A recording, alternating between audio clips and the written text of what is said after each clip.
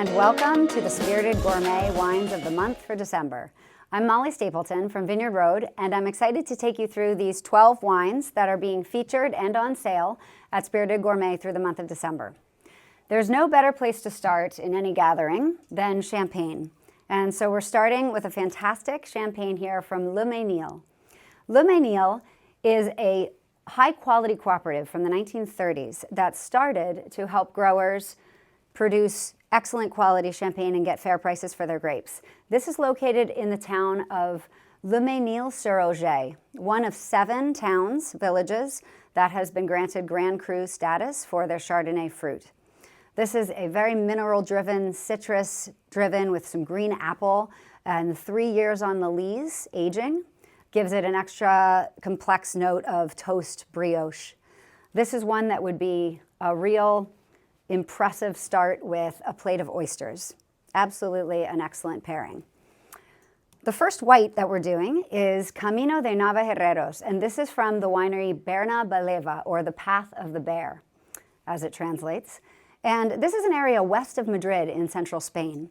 It's a mountainous area. It is known for 2 grapes. Reds are made from Garnacha, and whites are made from an interesting grape called Albillo. Another grape, Macabeo, otherwise known as Viura, is blended in, and in this case, this is 70% Albillo and 30% Viura. It's hand-harvested. This is a very rocky terrain. You couldn't take tractors through. And then it's fermented and aged in large old casks. Aged a little bit on the lees. It has peach, apricot, a dry finish, and would be an excellent pairing with fish or pasta with cream sauce. For the next white, to Burgundy, the area that so many wine lovers are constantly seeking wines from. A good white Burgundy is the ultimate in charming. And this is from Franz Chagnolo and Caroline Gahn, both incredible winemakers in their own right, and they work together here to make amazing value wines out of some of the more modest appellations of Burgundy, but with stellar concentration and complexity. So this is all Chardonnay, and it's from the area of Saint-Véran, which is in Burgundy's southern Mâconnais region. The vines are around 40 to 50 years old, and that gives it a little extra density, a little extra complexity. And it's aged and fermented in large oak, and it has notes of ripe apple, pear, a little bit of a flint nose, and this would be really, really good with pork chops or roast chicken. Now to Italy. This is a unique take on the common grape Sauvignon Blanc that so many people love. This is from the very far northeast of Italy in the Friuli region, and it's made by Giampaolo Venica, who also runs his family's estate winery, Venica e Venica. And this is a label for him to make Alpine-style table wines, known for their aromatics and their fresh, bright acidity. This is all Sauvignon Blanc, and it's produced in stainless steel, so you get a pure expression of the fruit. There's a lot of citrus here, some grapefruit, and a nice crisp finish, making it a really good pairing for veggies, if you need something for a starter like salad, and a great aperitif as well. And now on to reds. So this is from a winery named Vajra. Vajra is in Piedmont. They've been around since the 70s, and were one of the first to convert to organic farming. It's something that they've been doing since the early 70s, one of the only families at that time farming in this way. So it's an organic certified estate. The Langhe Rosso from Vajra is a blend of several of the indigenous grape varieties there. Nebbiolo, which is famous from Barolo and Barbaresco, and then Barbera, Dolcetto, Freisa, and Pinot Nero. This has bright berry notes, flowers. You get this floral note too. It's a very fresh, delicious wine that would be incredible with a straightforward pasta dish with red sauce, but it's quite versatile as well. Now to France for the Domaine du Piogier, La Grange du Piogier. And this is from the Rhone Valley in southern France, so eastern France below Burgundy. And this is from the area where there's Châteauneuf-du-Pape and Gigondas. And this is Jean-Marc Autran and Sophie Autran. And they work near the town of Sablé. This is a blend. So the grapes there that are grown primarily are Grenache, Syrah, Mourvèdre, Cinsault, and Carignan. And this is a blend of all of those. It has black and red plum, some berry notes, and soft tannins. And this is, in my opinion, a perfect combo for a beef stew or a vegetable stew on a cold night. Now to the Piscina winery in Spain, in Rioja, one of my favorite regions personally. Pedro Piscina worked for 2 decades at the winery La Rioja Alta and then started his own property in very northern Rioja at the border of the Basque Country. And this is a blend of primarily Tempranillo, Rioja's star grape, and it has a little bit of Garnacha and Graciano as well. And it ferments in tanks. There's no oak on this one. It is a cosecha, which literally translates as harvest, but it means the fresh wine.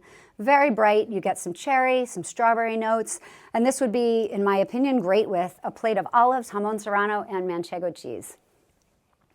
And now for a Rioja-inspired red, but from the U.S. This is from the Enfield Winery, started by John Lockwood, and he originally was a woodworker and by chance happened into the wine industry. And he now buys fruit from areas in and around the Napa Valley. This is from the Sierra foothills east of San Francisco.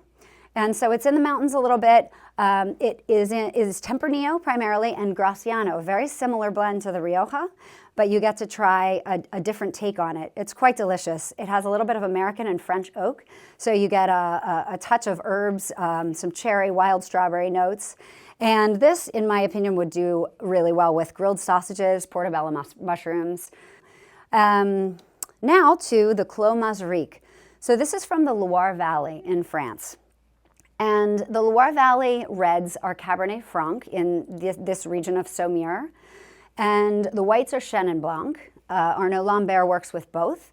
The Clos Mazarique bottling is 100% Cabernet Franc, and it's from a west-facing site that gets good afternoon sun, giving the grapes a perfect ripeness.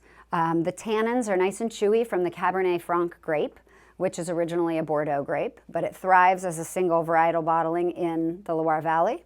And Arnaud Lambert farms this organically. It is fermented in steel and concrete and a little bit of old oak. It has red and black plum as well. As I mentioned, chewy tannins. This, to me, with steak frite would be perfect. It would also do very well with a burger if that's easier. Now to Bordeaux, a classic for the holidays. It's a holiday staple both as gifts and when you're having people over for dinner. Chateau Petitesclau was designated as a Grand Cru property over 160 years ago. Has a wonderful reputation among the sea of Bordeaux being produced, so this is one that you can trust. It's also from the excellent 2015 vintage, so the vintage itself got very good ripeness on the grapes, and it has had a bit of time to age. So in addition to the dark fruit notes that you get from the grape varietals of Cabernet Sauvignon, Merlot, and Cabernet Franc, you also get a little of what they call tertiary notes. So you get some leather, some spice from the time that it has spent in the bottle. And this, to me, roast pork, lamb, beef would be an excellent pairing. Maybe throw it in a decanter an hour before. For the last two, we have two wines with a touch of sweetness.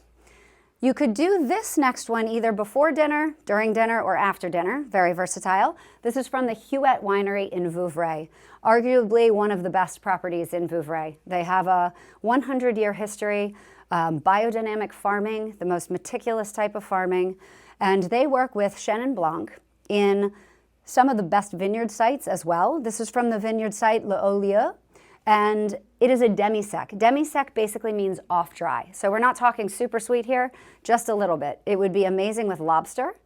It would be fantastic with scallops. You could also do it after a meal or before a meal with cow's milk cheeses would be an excellent pairing. And you'll notice that the bright acidity balances out the sweetness here. So it's just a delight before dinner, or if you want to have it with your fish as a main course. And finally, a true dessert wine with the Bigarreau. This is from Elio Perrone in the Piedmont region, in specifically the Asti region, where Moscato is so famous, the slightly sparkling sweet wines of Moscato. What Stefano Perrone, the current generation, did here to be a little bit unique is he blended Moscato with the other indigenous grape there, Brichetto.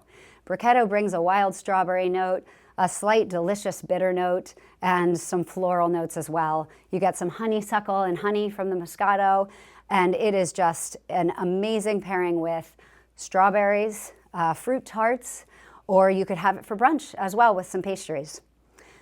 So I hope you find something in these 12 wines that are all on sale at Spirited Gourmet through the month of December, whether it's a new wine for you to enjoy or the perfect gift for somebody on your list this holiday season. Happy holidays.